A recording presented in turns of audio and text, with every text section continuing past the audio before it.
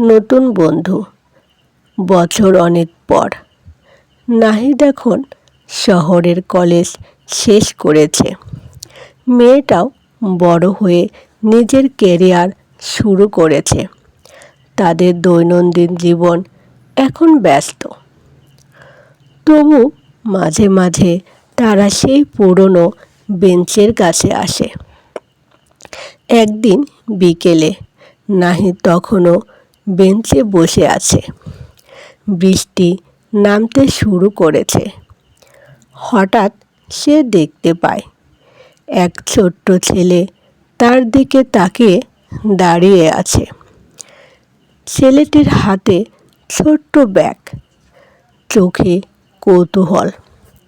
নাহিদ হাসি সহকারে বলল, এখানে কি করছো বন্ধু? ছেলেটি লাজুকভাবে ব্যাগ খুলে একটি কাগজ বের করে। কাগজে লেখা, আমি এই বেঞ্চের গল্প শুনেছি। আমি চাই আজ আমার জন্য কিছু রাখো। নাহিদ হেসে পেন্সিল বের করে কাগজে কিছু লেখে।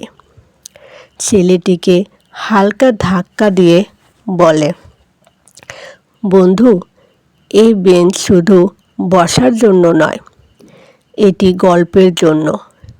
ছেলেটি খুশিতে ঝাঁপ দেয়। নাহিদ দেখল ছেলেটি তার মতো অচেনা বন্ধু তৈরি করতে চায়। মেয়েটা তখন আসে। নাহিদ তার হাতে ছোট্ট কাগজ ধরে দেয়। তুমি জানো, এই বেঞ্চ একদিন আমাদের জন্য বন্ধু বানিয়েছিল। এখন এটা তোমার জন্য।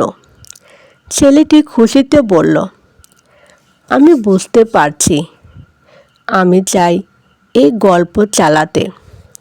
নাহিদ হেসে বসে। মেয়েটা পাশে বসে। বৃষ্টি ধীরে ধীরে থেমে যায়। বেঞ্চের ওপর সূর্যের শেষ আলো পড়ে।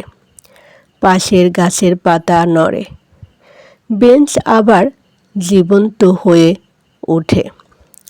কিছু জায়গা শুধু স্মৃতির জন্য নয়, কিছু জায়গা নতুন গল্পের জন্ম দেয়। এভাবে বেঞ্চের গল্প এক প্রজন্ম থেকে অন্য প্রজন্মে চলতে থাকে। বন্ধুত্ব আর দয়ার বার্তা ধরে রাখে।